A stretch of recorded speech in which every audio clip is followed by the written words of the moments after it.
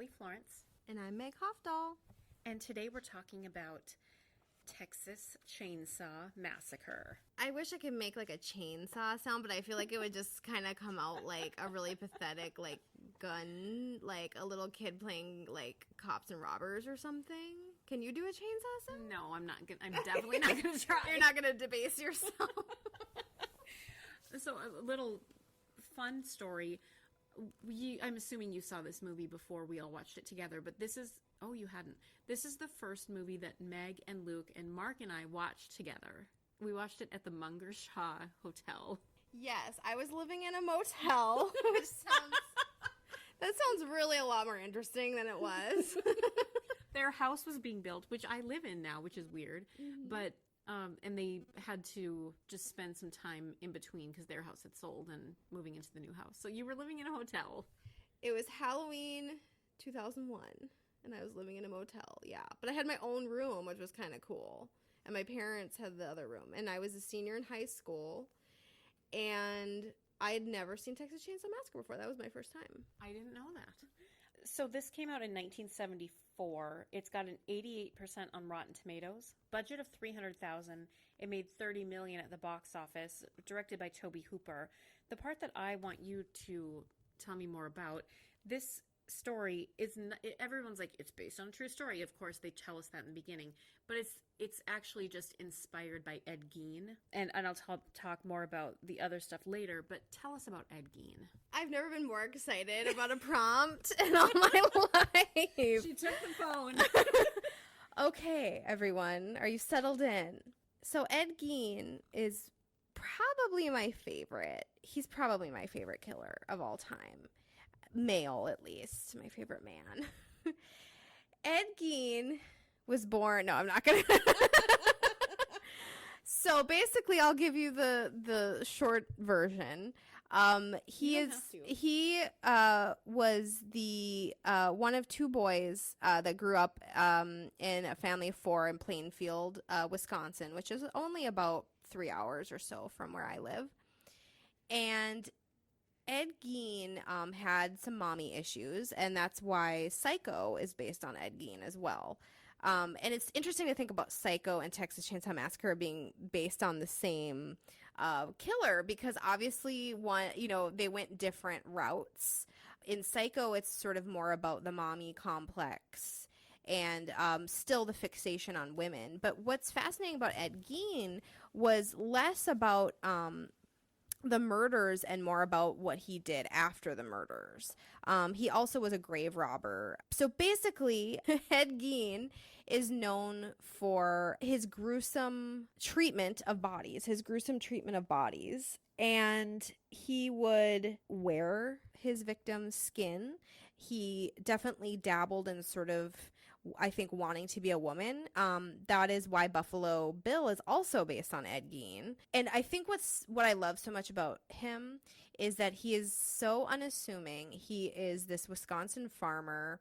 And if you look up pictures of him, he looks very docile. And at the end of the day, and I know it sounds crazy, but he really wasn't sort of like your vicious hunter type of killer. He had he was a product killer, meaning that he killed only to get what he wanted after they were dead. He didn't enjoy killing people. He only killed 2 people. It's still killing 2 people, I guess. Only is maybe not the word. But he particularly liked women that made him think of his mother. And those were big-hipped, big-breasted women that were middle-aged. Both of his victims were. And old Eddie, he obviously used what he got off of those bodies to make a nipple belt, to make his own outfits of skin that he would wear, his own little vagina-covered underwear, his own actual breast bras. And how could anyone else inspire Leatherface but him? I mean, tell me, just before we move on to the movie, how did Ed Gein get caught, and then what happened to him?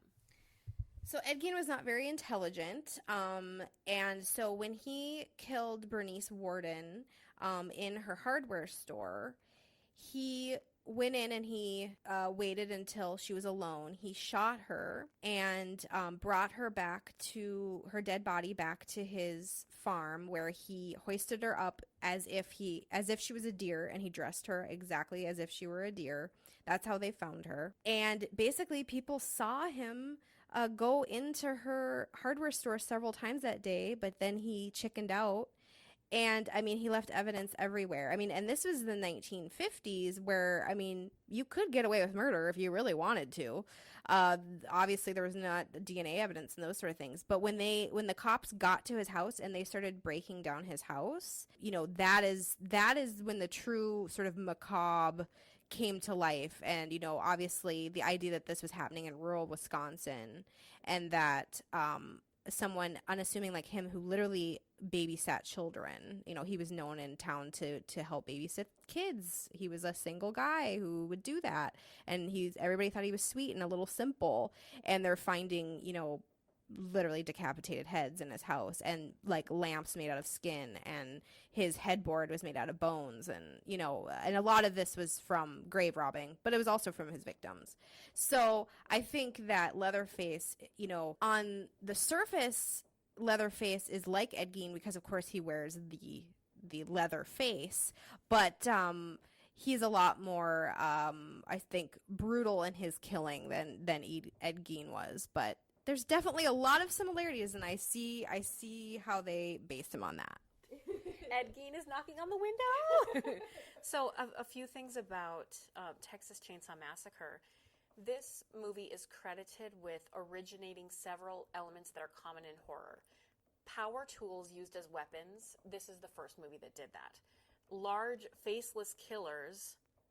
This is, like, large as in large, big guys. This is the first movie that did that. That they're saying this started that.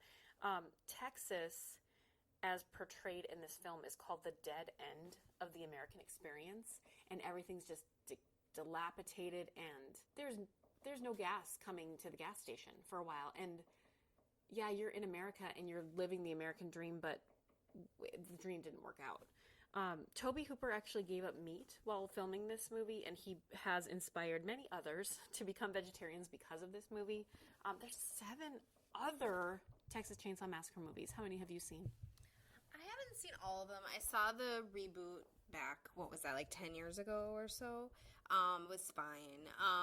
And I've seen a couple of the sequels, but I mean, the original is, in my opinion, one of the best horror movies ever made. And yeah, I mean, I think it's definitely, I felt it was a treatise on meat and eating meat. Definitely in the beginning, especially, it feels very much like a sort of, I mean, it would be so easy to write a paper on vegetarianism, you know, and how Texas Chainsaw Massacre sort of is talking about that. But I think it's interesting that it takes, you know, it's filmed in the late 70s, and I think this was possibly a time, and I'm not a historian, but I'm guessing a time in our country, you know, 10 years out from Vietnam, not even, and sort of after sort of the bubble of the 50s, and there's this sort of idea of like, where are these youths' lives going? Because it's really about youths. And so I totally see what they're saying about the American experience.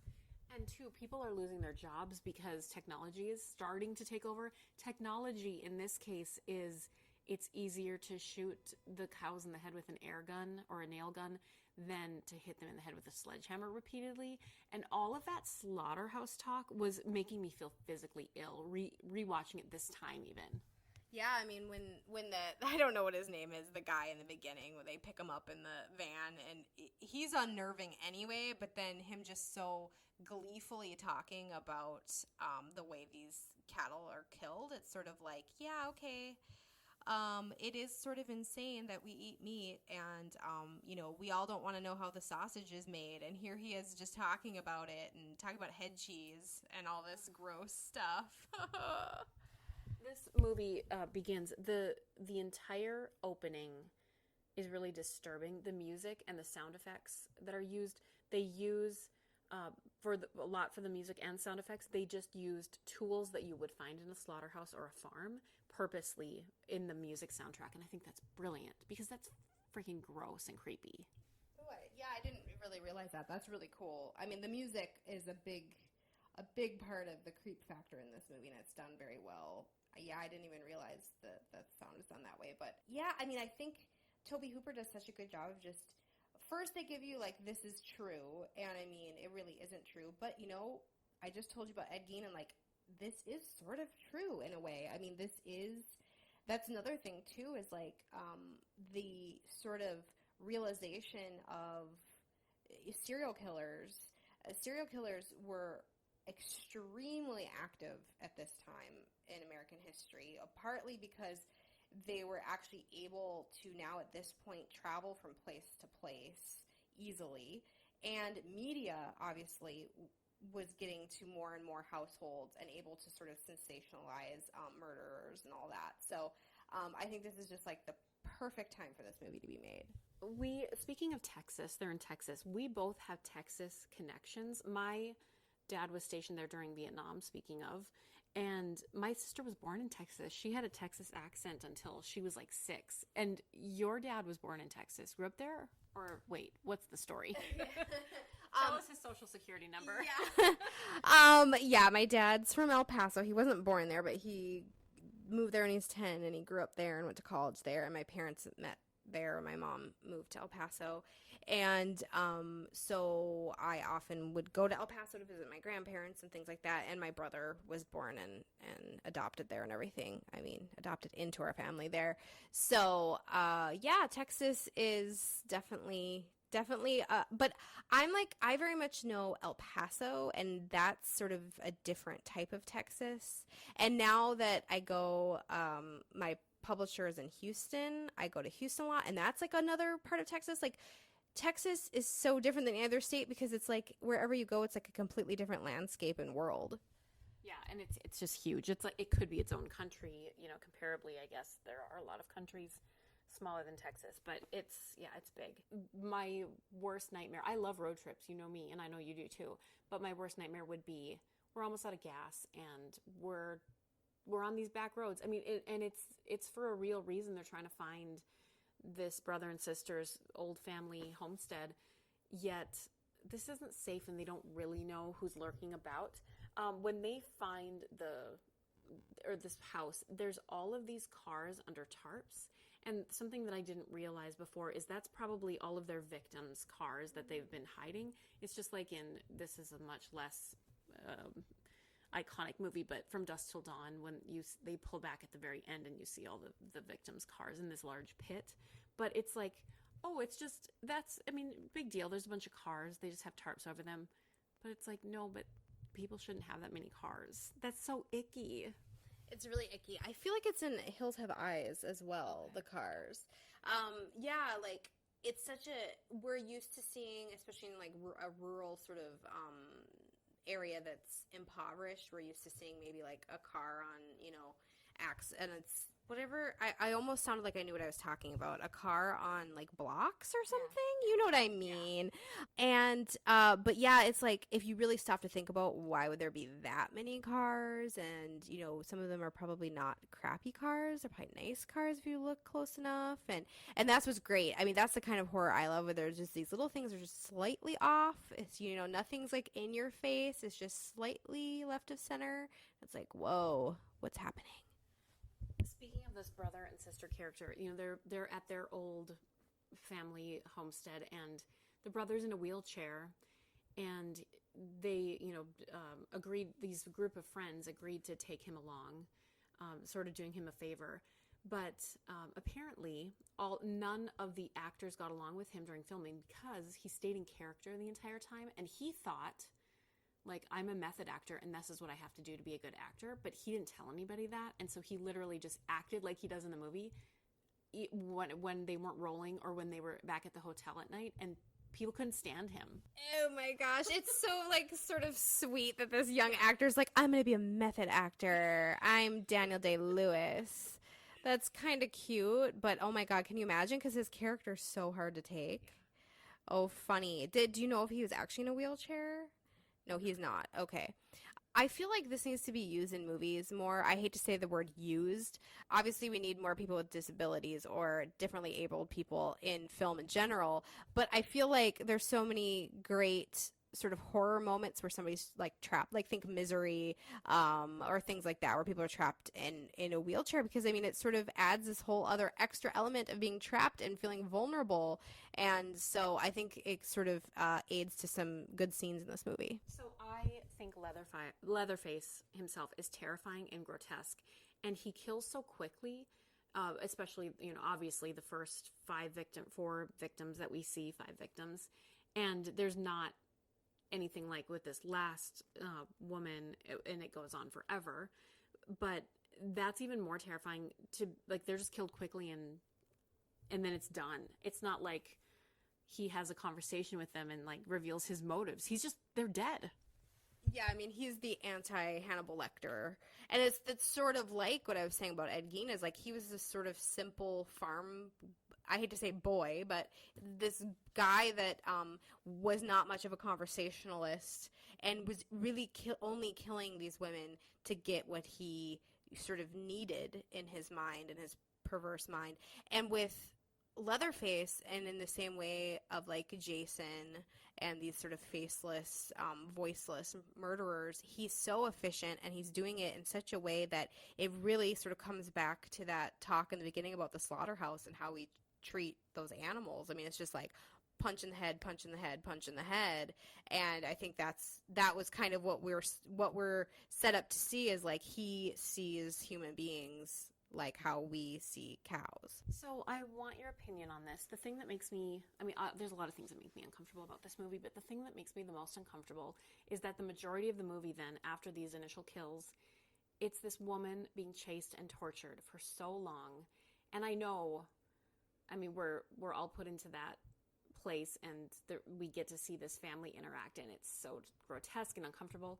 How do you feel? I saw some essays about it, and women aren't happy. How do you respond to that? Well, I personally am not upset by it. I think that, this is sort of a traditional final girl stretch of the movie. And yeah, she's tortured and put through the ringer, so to speak, but I guess to me it's not any more egregious than any other horror movie. And I feel like we are given sort of the opportunity to be her. I think that we're seeing things through her eyes. She's our protagonist. This is brutal. I mean, it's just like we were talking about Handmaid's Tale, and I was saying, they weren't afraid to show rape. They're not afraid to show brutality. I guess I personally don't see how this is any different than many other Final Girl sort of stretches of a film. I don't know. Who directed the reboot? Was it Rob Zombie? No. Who did I don't know. We're gonna look it up. The reboot. Now, who was the girl in it? Jessica Biel. When I was rewatching that, I had just taken a film studies class. I think your husband took the same one. And that opened my eyes to the male gaze. And the reboot is so much about boobs. Like, I just noticed they were constantly showing her boobs, like, or cleavage or whatever. And I didn't feel like we're getting the male gaze. We're getting, like you said, this perspective and being put at the table with them. And the grandpa trying to get her has to be one of the most terrifying scenes in cinematic history. It's funny that you say terrifying, because it is terrifying, but to me it is so absurdly comic. Yeah. Like, it's so funny in such a wrong way that they keep putting the sledgehammer in his hand and it keeps falling out, and he's horrific. He's a ghoul. I mean, this is Leatherface's family. Like, it's awful. And so I always sort of uncomfortably laugh at that moment, because it's one of those things, like, that's something I love about horror. And I often say that Stephen King does a great job of sort of exposing the absurdity of the world. And, like, that is just one of those moments, because it's so scary and weird. So I guess coming back to then you don't have a problem with her, or you do? Because you look conflicted. I don't know if I'm uncomfortable because it just makes me uncomfortable in general. Like, if it was a male character, I'd feel the same. I'd feel that uncomfortableness. But I just worry and wonder in my 2018 lens. I mean, what could they do differently? I don't know. Yeah, I guess I don't feel like it's shot in a way that's fetishizing her. Maybe I'm wrong. And I mean, it was 1977, so maybe there wasn't even a one camera shot that wasn't fetishizing a woman at that point. But I feel like we go on a journey with her, and I feel like she makes choices. I mean, things are happening to her, but I think she does have the opportunity to make choices. So, to me, it's not like torture porn or anything, personally. Okay. Yeah, I get that. She does survive and get away, and this end scene, this trucker stops and they climb through the truck till they get to the other side to get away from Leatherface, and then she climbs in the back of this other truck and gets away, and like, it feels so good to actually see her get away and Leatherface just swinging his chainsaw. It has to be one of the best like escape feelings in a movie, and yet it doesn't end because there's sequels, and I used to have all the sequels on VHS. Which sequel do you think is the best? Well, I always like the amusement park. What is that, 2 or 3? Just because I think that's a cool setting. What's the one with Renee Zellweger and Matthew McConaughey? Oh, Might be. no. I don't know. Yeah, I mean, the escape is amazing and sort of is actually sort of beautiful, like the background behind Leatherface. And he's sort of still swinging, like he won't give up, and it's that same sort of like he's almost mechanical in a way, like he's not human. And I think that's, and that, obviously, you said he's really the first, and it sort of spawned this whole sort of Jason and Michael Myers and those kinds of things. So I love this movie because it's scary and unnerving, and it actually sort of, maybe it's not subtle, maybe it's a little heavy-handed in some of its social commentary, but that's okay. But I think that it's sort of like in the vein of Night of the Living Dead, of where it's really like this person created this movie, this sort of auteur created this movie that sort of brings horror onto this sort of next platform. And I think it's just shot in such a way and written in such a way, and everything came together so well, and it was of its time, and it still holds up, and I love it. The other element, we're skipping around plot wise, but she thinks that she's gotten away and she's going to get help with this guy. Is he the sheriff or like I don't know, some law enforcement? And he's part of the family. Like, oh my God! And just this family. And the guy who was the hitchhiker, and his whole, that actor, like how he chose to do everything, and he just cuts the guy's arm for no reason. Like, that's all terrifying stuff that is real. Yeah, I mean, it is real. I mean, there's nothing in this movie that's supernatural or anything. I mean, this is like real terror. And the idea that you hear a chainsaw and that somebody's going to use it on you, I mean, it's the ultimate. I mean, running in the woods alone, hearing that sound. I mean, we always like joke, my husband and I, if we're like out in our hot tub or something and we hear a noise, we're like, it's Leatherface. Because I mean, is there anybody worse to have back in your backyard? I mean, he's the epitome of horror. He's more terrifying to me than Freddy or Jason or Michael Myers or Pinhead or whoever, or Chucky, because, or Leprechaun from a couple weeks ago, because he's based on a real person. There are people out there that exist. I mean, I know that Leatherface doesn't exist, but he's just a real guy who's killing people, and that happens. Yeah, I mean, that's always the scariest. And I mean, think about, and that's another thing like we do when we're driving by houses that look scary as fuck. Like, we'll be like, it's a Leatherface house. I mean, you all know what a Leatherface house looks like. But there's somebody out there right now who has body parts like in their house and that puts it on and wears it, like Ed Gein. I mean, if Ed Gein was doing it, it's not out of style yet. So it's happening, and it's a real thing. And yeah, I mean, that's more terrifying than anything. And also this idea of like, we've all been in those situations where you do need gas in the middle of nowhere, and if the whole family's in on it, can you really escape? I mean, she thinks, oh my God, here's like a normal looking person. He's going to help me. I mean, now that's almost become a trope now, but I think at the time, certainly, I'm guessing that was pretty shocking. So I don't think either of us have seen Leatherface. No. I would like to see it. It's got Stephen Dorff, Lily Taylor. It's the 8th film, it says. I'm looking on Wikipedia right now. And it's a prequel. And I think, like, that could be fascinating. I mean, I didn't hear that it was amazing or anything like that, but I just think from the perspective of, I would like to know sort of how this family came to be. Yeah, and I guess we're going to have to go and watch it now, but maybe we can devote an episode just to that movie. And give me a backstory. Give me an origin story. Like, that's why, for example, Bates Motel works so well. Like, we got to see young Norman Bates, and that's the best.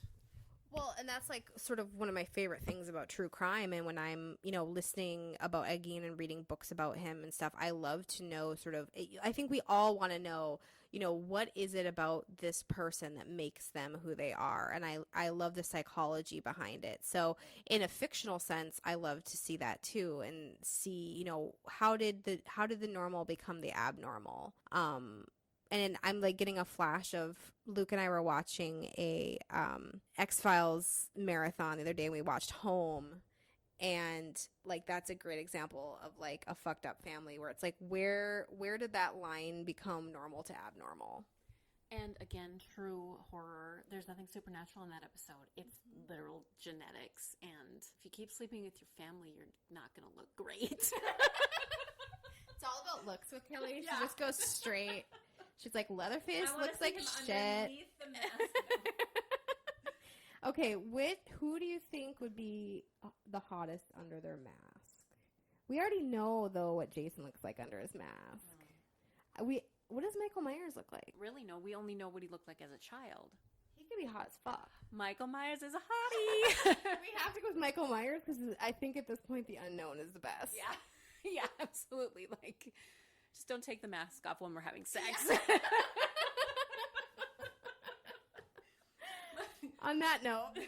My favorite, we did in our 1-year anniversary episode, we asked Lisa, F, marry, kill. And she's like, I'd marry Jason because his machete will be good for yard work. And like, it was so practical. It was very practical. Does her husband know that she's so practical and that she probably married him because he has like, he's good at gardening or something? Hi, Chris.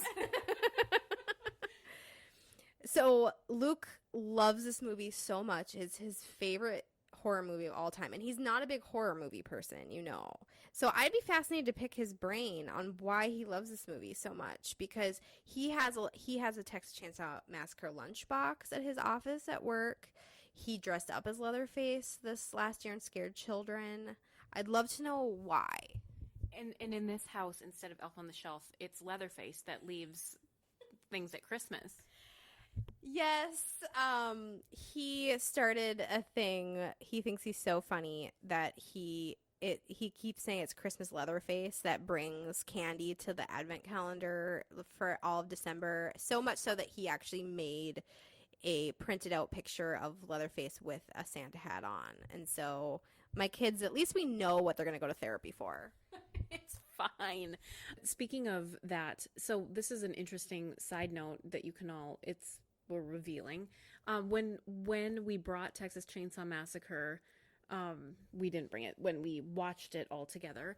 My husband was there, but I wasn't dating him. I was dating this other guy, and the other guy that watched Texas Chainsaw Massacre with us, like, hated it. He's like, that wasn't scary at all. Like, why do people like that movie? And it's funny because my husband, who passed away, this was his favorite movie of all time. And so I had just gone from somebody who held this up so high to somebody who dismissed it entirely. And I was like, and then there was my future husband in the room.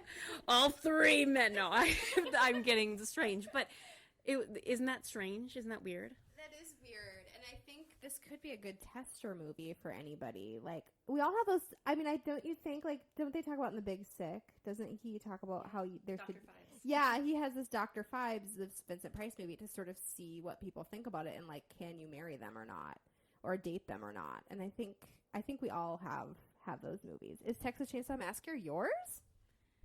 Well, apparently it is because 3 men have been in the room watching it with me, and I married 2 of them. The 2 who liked it. Not at the same time. Well, actually, one's at the same time. You know what I mean? She's saying she wasn't married to them at the same time. Watched it together. Right, okay. It's getting weird. Meg, what else do you want to say about Texas Chainsaw Massacre? Actually, can I say something that's completely off topic? Please. So a while back, this is just an example of the universe like coming together. A while back, I talked about Hell's Princess by Harold Schechter, and I did it on the Single White Female episode. Do you remember that? Yes, I do. It aired actually July 19th because that's Miana's birthday. Oh, nice. So we talk about Single White Female, and then I talked about how I was listening to that book on Audible. Well, a couple days after that, I had finished that book, and I was like, I'm going to listen to more Harold Schechter because he's so great. And there are these little, like, 1 hour sort of short stories, true crime short stories he wrote. And guess who narrates them? Tell me. Stephen Weber from Single White Female! We control the universe, Meg. I was like, oh my god! It's all coming together. Like, there's no way we could have planned that or predicted that. That's very weird. So I've been listening to Stephen Weber's dulcet tones for the last little bit. He's very good at reading out loud. Out loud. Other than the other kind of reading. I just love it though because it's like it implies that he like isn't a good reader or something, but we can read out loud, I guess. It's all right. No, actually, but I just thought like it's so random that it was on the Single White Female episode, and then I was like, I'm going to listen to more from this author, and it literally it's like I listened to 3 or 4 of them, and they're very good. They're called Rampage, Panic, Little Slaughterhouse on the Prairie, and another one, The Pirate. Yeah, they're all narrated by Stephen Weber. Okay, that's nuts. And lots of weird things have happened. Mm-hmm. I remember last summer, we just set our episode schedule up, and Jaws happened to fall on Shark Week. We didn't even plan it. So, you know, the universe is looking out for us. It is. The universe cares about horror we like. Do you? Yeah, do you? Are you still listening to this ridiculousness? All right. What else? Anything else? Let's rank it. Okay. Now we have to think hard about this. We have to take this seriously. It can't just be chainsaws. You know, that's like the cheap, easy way out, and nobody wants that. We're not cheap and easy. Despite what Kelly may have portrayed herself as. No, we're not. What about, like, I'm thinking like a sort of like cattle skull with head cheese in it. Oh, yeah. Okay. So how many cattle skull head cheeses do you give Texas Chainsaw Massacre? I'm not going to go first, but I'm just going to tell you our scale. 0 being you hate it, 10 being it's a perfect movie. Wait, you're not going first? No. Why? I never go first. Oh, all right. I will give it, she's a woman of tradition. I will give it, I give it 10. Like, I was thinking, like, what can I dock? How can I dock it for points? And I'm sure that there are 1001 feminist essays on, you know, but my interpretation of it is that it's not extremely misogynistic or any more so than any other movie of the 1970s, and I think it's a horror masterpiece. So, 10. So, this is, I know I can't remember what other movie I did this for, but I'm giving it a 9. The only reason I'm taking a point off is because of how uncomfortable it makes me feel, but that makes me think that, you know, that it probably deserves a 10 because it's so horrific. That's how uncomfortable, and I don't want to watch it, you know, once a week because I physically start to feel something from this movie, and that means it's a good movie. You know, I think that's interesting though that you say like you don't want to watch it a lot, and I think that is a good way to sort of like decide if a movie is good or not, because you're right. I mean, there are movies that are like, you know, considered masterpieces that we don't actually want to watch a lot. So that's kind of an interesting way to think of it. I mean, and not in the same vein, but like I never want to watch Brokeback Mountain again because it's too sad. I never want to watch Atonement again because it's too sad. There's a lot of movies that it made me feel something I don't want to feel again. And this, I guess I don't mind feeling this once in a while, but not all the time. Yeah, I hear you. I this isn't like a feel good one for sure. And yeah, it feels very bleak and stuff and just unsettling. It's no Leprechaun in space. I think we need to do Leprechaun in space. Don't you think someday? By do, you mean no. Or we could do Leprechaun Back to the Hood. Oh boy. No, I think space. Someday, like in 2027, we'll do it when there's like, we have no horror movies left. This is our time capsule, bearing it now. And people will be like, you remember when you said you'd do that? That's how people talk in 10 years. People who like Leprechaun in space. Okay, that's enough. There's a Jack Russell Terrier sitting here, and he looks terrified because I keep cackling. Yes, I'm a witch. So we hope that you are having a better summer than they did in Texas Chainsaw Massacre. And until next time, we'll see you in the horror section. Bye.